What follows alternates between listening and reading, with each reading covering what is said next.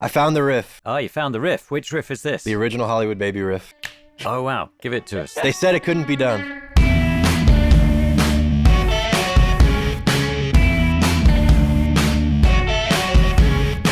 This episode is being supported by Aux, the desktop app that helps you collaborate on music projects with anyone, anywhere in the world, now available on Mac and PC. Click on the link in the description to get 50 gigs of storage for $1. So where did it all begin for this tune? I had a demo of just like the hook bit, and it was like really slow. No riff. Riffless. Do you have that handy? I could play a tiny bit of it. How do we feel about that? We feel great. We're showing our whole ass on this, Right. as they say. Yeah, I'm going crazy. Little tiny Hollywood. Type vibe. Slower, Yeah. wetter, softer. It's cute. Yeah. It kind of just started with this riff though.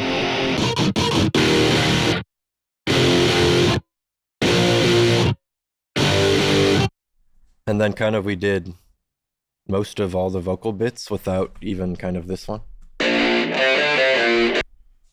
Yeah, that Yeah. riff came in pretty late in the process. We was missing some kind of pizzazz, and Dylan was like, "I have a riff." So then it ended up being the centerpiece for like the song. So what happened after the heavier riff? What did you think? Right, we need to... How do you think about it? I think I just kind of did drums, that riff, and the vocal kind of all at the same bit. The chords kind of lend themselves to just that like, dong Yeah. dong, very Beverly Hills Weezer, Yeah, Weezer kind of. vibe. So it kind of just builds from there, you know.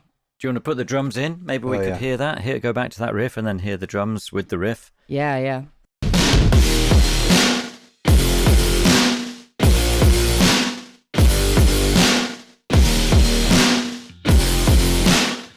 And did you start with the real live drums then? Did you get Josh to play a certain beat and then you recorded that and then started manipulating that? No, we had like Well- the whole demo pretty much.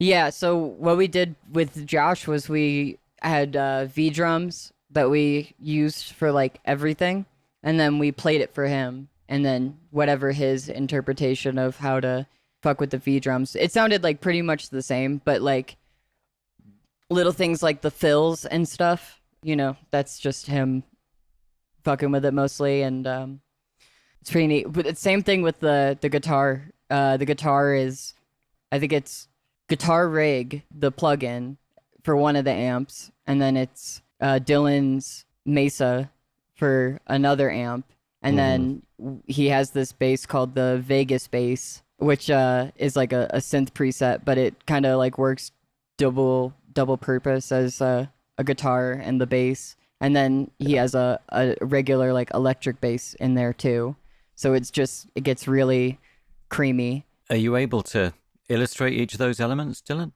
Vegas bass.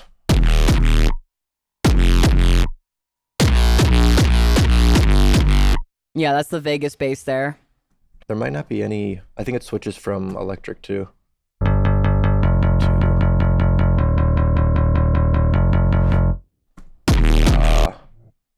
You can't hear it as much under the Vegas bass, but there's an electric bass in there.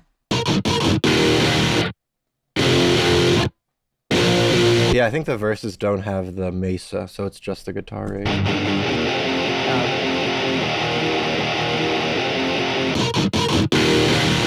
Yeah, it gets thick. It's that's like 6 guitars playing at the same time, plus a synth line, plus an electric bass. Or like play the guitar part in the pre-chorus, because there's a lot of guitars on there too that are like pitch shifted. Yeah.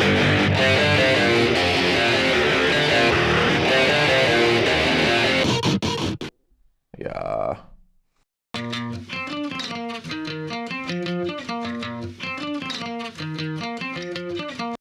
It's a lot of the same shit that we did on the first album. There's just a lot of guitars instead of super saws, you know, and more live drums. I mean, we got to work with Josh Freese, and that was fucking awesome. He's an incredible drummer, and Yeah. you know, so we were like, fuck yeah, we're putting live drums all over the thing. So any live drums on this record are played by Josh Freese. That's what you're saying. Yep. No wonder they sound so big. Yeah. He's got a heavy hand. Dylan bought, I think he bought like somewhere between 6 and 8 different snares just to like, we took them in the physical snare drums. Yeah, some with like super resonant and pingy like those ones, and some more regular ones and stuff. And we just brought them in the same room that we recorded Josh doing it, and just fucking recorded a bunch of different snares so that Dylan's got he's got a studio full of snares and he's got a folder full of samples. Right. And so, I mean, would you be able to build up a little drum sequence using those elements? Are you able to do that with the stems that you have in front of you? Yeah. Today's show is brought to you by our friends at Orcs. Our podcast looks in depth at the creative process, but one part of the process that we don't talk about is how painful it can be to manage these creative projects, especially when collaborating with other producers, musicians, or vocalists remotely online. Currently, it involves numerous apps, websites, and tools for file storage, sending large projects, or providing detailed feedback. The team at Orcs are here to change that.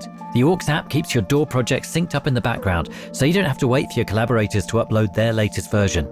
And what's unique is that you can leave detailed, time-stamped comments on the track and project stems, making feedback so much more precise and easy to manage. You can also relax knowing your projects are backed up too. The app is free for up to 10 gigs of project files, but there's a special offer for Tape Notes listeners. 50 gigs of file storage for just $1 per month by using the code TAPENOTES, all one word, when you subscribe to the starter plan. Visit orcs.app/Tape Notes to get the full details. And now, on with the show. I think we ended up summing the Josh stuff after we mixed it to make it easier to work with. All of the cymbals are all from the room though. That's all Josh. This is all. Yeah. And then we had so you can hear all his stuff in there. and that snare is him as well, just smashed and shit. So then all together. That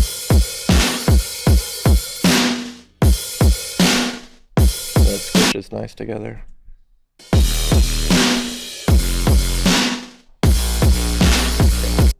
Sounds great. It sounds so big. It sounds so exciting to have Josh Freese at your fingertips, as it were. We were so excited that he would want to work with us. We actually were trying for like a couple months to get him. We were listening to Danny Elfman record. We would like listen to the singles in the car, and then Dylan was just like, we just need that guy. We need whoever's doing that.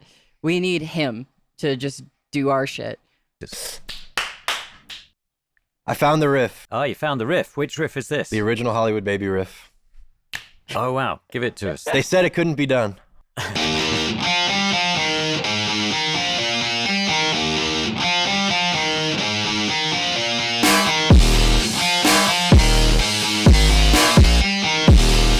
There it is. Fantastic. There it is, baby. So the key elements, the riff, the drums, and then the vocals. Yeah, the vocals. Well, Dylan had his hook like the entire time. Like he he knew exactly what he wanted it to be from like the beginning. And then my verse, I did like a ton of way too many fucking takes being anal about it. It's like each verse is like 3 different layers, and they're all like they're auto-tuned but in a way that you can't tell as much. Yeah. Can we hear Dylan's vocal, and then we can hear Laura's vocal? Here's my vocal. I'm going crazy, little tiny Hollywood baby, brand new Mercedes, I've been at the crib going crazy. Very tuned. It sounds Perfect. great, though. And so, I mean, and those 2 lines were kind of a jumping off point for you, Laura. Yeah, I don't know. It's like it's about being a baby in Hollywood. So I wrote a bunch of things about how I fucking hate a lot of things about Hollywood, and then that's what it ended up being. And then I did a bunch of takes trying to get it right. Right. Especially those high notes. I was like, God damn, it's so high. But I was like, it has to be that though. Party, Malibu, Barbie, are you gonna back that up when it all comes to a So good. Play the outro.